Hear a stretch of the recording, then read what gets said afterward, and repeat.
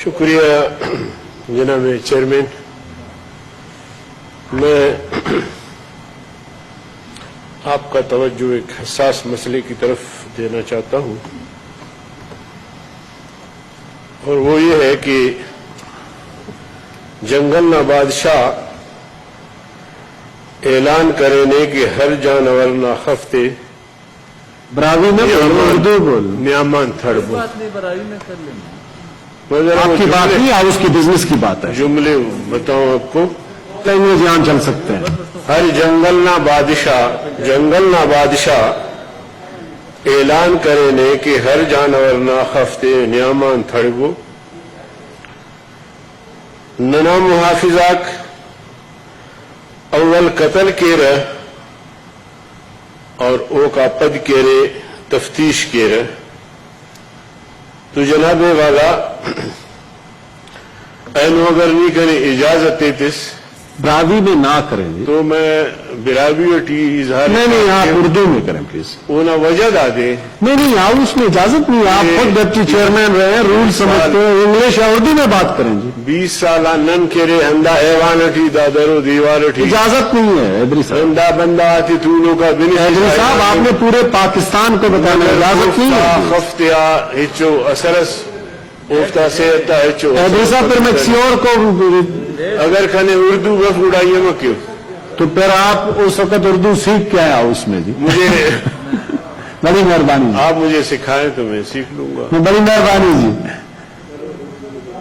جی اردو میں بات کریں گے. کہتے ہیں کہ شیر نے اعلان کیا کہ جنگل میں جتنے بھی جانور ہیں ان کے کان اگر ایک بالشت کے برابر نہ ہو تو انہیں کاٹ دیا جائے. تو گیدڑ کو کسی نے دیکھا کہ وہ بھاگے جا رہا ہے تو اس سے پوچھا گیا کہ بھائی خیر ہے؟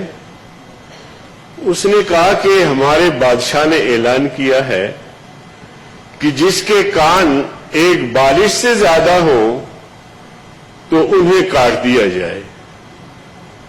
تو سوال کرنے والے نے کہا کہ جناب آپ کے کان تو چھوٹے ہیں، ایک بالش کے برابر نہیں ہیں. تو اس نے جواب میں کہا کہ جناب والا ہمارا بادشاہ اس کا حکم بڑا اٹل اور سخت ہے. وہ پہلے کان کٹوا دیتا ہے اس کے بعد ناپتا ہے. مشاہد اللہ خان پہلے کان کٹوا دیتا ہے اس کے بعد پھر ناپتا ہے کہ یہ برابر ہے یا نہیں. تو ہمارے ملک کے محافظ پہلے حیات بلوچ کو شہید کرتے ہیں، بے دردی سے قتل کرتے ہیں، ان کے والدین کی موجودگی میں قتل کرتے ہیں، نہ اس برآمد ہوتا ہے نہ کوئی چاقو چھری برآمد ہوتا ہے. اب کہتے ہیں کہ جی غلط فہمی ہوئی. اس کے بعد پھر IGFC بھی اس کے گھر جاتا ہے. تو جناب والا یہ وہی جنگل کا قانون، جنگل کا بادشاہ جس کا فرمان بالکل سیم اسی طرح ہمارے جو محافظ ہیں ان کے فرامین اسی طرح ہی ہے کہ پہلے وہ قتل کر دیتے ہیں، اس کے بعد تفتیش شروع کر دیتے ہیں. پھر تفتیش سے جب بات سامنے آتی ہے کہ یہ بے گناہ تھا، اب کیا ہوگا؟ اس غریب دیہاتی کا تو گھر اجڑ گیا، اس کے آنکھوں کے سامنے جو ایک روشنی تھی وہ بجھ گئی. وہ بیچارہ ایک دیہات سے اپنے بیٹے کو پڑھانے کے لیے کراچی بھیجا اور وہ پڑھ رہا تھا. کورونا کی وجہ سے واپس آیا تو یہاں بھی باغ میں محنت مزدوری کر رہا تھا. اگر اس کے ہاتھ میں نہ کلاشنکوف ہے، نہ چاقو ہے، نہ چھری ہے تو گرفتار کرنے میں کیا حرج تھی؟ اس کو گرفتار کر لیتے، اس کی تفتیش کر لیتے، اور اگر خدا نہ خواستہ وہ اس دھماکے میں ملوث تھا سرعام اس کو لٹکاتے. کیا ہم نے پہلے کون سا کوئی ان لوگوں کے لیے تیر مارا ہے جو اب شاید پتہ نہیں پاکستان کے نظام کو ہم درہم برہم کرتے ہیں۔ سینکڑوں ہزاروں کی تعداد میں لوگ بلوچستان میں بلوچ، پشتون، خیبر پختونخوا میں آج تک غائب ہے۔ ہم نے کون سا ملک کے نظام کو درہم برہم کیا؟ تو جناب والا یہ یہاں جو ایف سی کا راج ہے بلوچستان میں، بلکہ بلوچستان کی جو تمام انتظامات جو ہے وہ ایف سی اور ہمارے جو آرمی کے جوان ہیں وہ چلا رہے ہوتے ہیں۔ میں تو یہاں تک کہتا ہوں کہ صوبائی حکومت ہے ان کے اختیارات بھی سلب ہے، اسکیمات تک بھی وہاں سے جب تک منظوری نہیں ہوتی تو یہ سارا کچھ۔ تو جناب والا بلوچستان، مجھے اگر آپ 2-4 منٹ بولنے دیں، میں تھوڑی سی آپ کے سامنے تاریخ رکھنا چاہتا ہوں۔ پوائنٹ آف پبلک امپورٹنس پہ شارٹ بات کیا کریں، باقیوں کو بھی بولنے کا موقع دیں۔ میرے بھائی بولیں گے، روز بولیں گے، لیکن یہ بڑا حساس روز ان کو بولنے کا موقع ہی آپ نہیں دیتے۔ حیات بلوچ کی شہادت پر پورے ملک میں، لاہور میں بھی میں دیکھ رہا تھا کہ وہاں بھی اسٹوڈنٹ سڑکوں پہ نکلے ہیں، کراچی میں، خیبر پختونخوا میں، یہاں ہر جگہ۔ تو یہ بڑا حساس مسئلہ ہے، اور یہ اگر اس کا تدارک نہیں ہوا تو یہ ایک سنگین مسئلہ بھی اختیار کر سکتا ہے۔ میں مولوی ہوں، جمعیت علماء اسلام کا سیکرٹری جنرل ہوں۔ میں ان چیزوں، بہت ساری ایسی چیزیں ہیں جو ان پہ میں یقین نہیں رکھتا، لیکن جو حقائق ہے میں وہ آپ کے سامنے رکھنا چاہتا ہوں کہ بلوچستان ہمیشہ اس الزام کے زد میں کبھی فوجکشی ہوئی ہے، کبھی نوجوانوں کو گرفتار کر کے غائب کیا گیا ہے۔ جناب والا، جب وہ پاکستان کا حصہ بنا بلوچستان، اس وقت خانف قلات نے یا جو سرداران قوم تھے انہوں نے ڈیمانڈ کیا حکومت پاکستان سے کہ جی ہمارے ساتھ جو معاہدات ہوئے ہیں ان پر عمل درآمد ہونا چاہیے، لیکن آپ کو معلوم ہے کہ عمل درآمد کے بجائے انہوں نے خانہ قلات اور اس محل پہ حملہ کیا۔ آج بھی توپ کے گولوں کے نشان وہاں موجود ہیں۔ پھر سرداروں کو گرفتار کر کے پھانسی دی گئی، آپ کو پتا ہے۔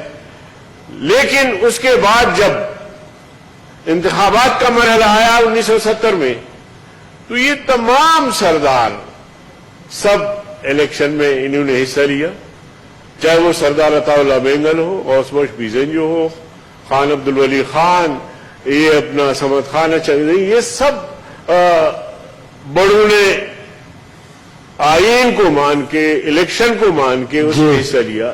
میں 2 منٹ اور لوں گا آپ کو۔ اس کے بعد جناب والا کیا ہوا، وہ ساری تاریخ آپ سب کے سامنے ہے۔ منتخب حکومتوں کو ہٹایا گیا اور قائدین کو پابند سلاسل کیا گیا۔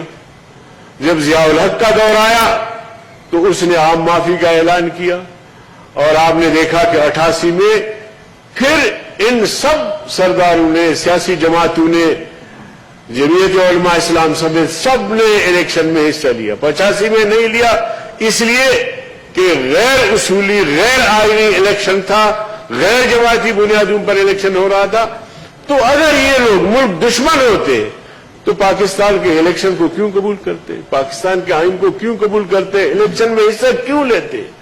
یہ ان سب نے حصہ لیا، نواب اکبر بگٹی تک حصہ لیا، حکومت سازی ہوئی، یہ سارا سلسلہ چلتا رہا 1990 سے 2000 تک۔ 2000 کے بعد جب انتخابات 2002 میں ہوئے، صاحب آپ کو ٹول لائیں اس میں اس پہ ڈسکس کریں۔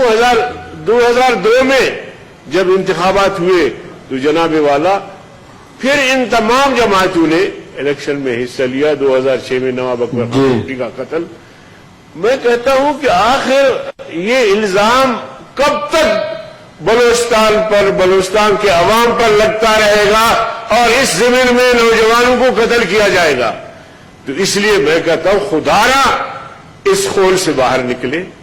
آج بھی جو ہمارے بچے اور بچیاں جو مظاہرہ کر رہے ہوتے ہیں وہ کہتے ہیں کہ ہم ریاست کے خلاف نہیں ہیں، ہم پاکستان کے خلاف نہیں ہیں۔ ہمارے ساتھ جو کچھ کر رہے ہیں وہ ریاستی ادارے کر رہے ہیں اور جان بوجھ کے کر رہے ہیں۔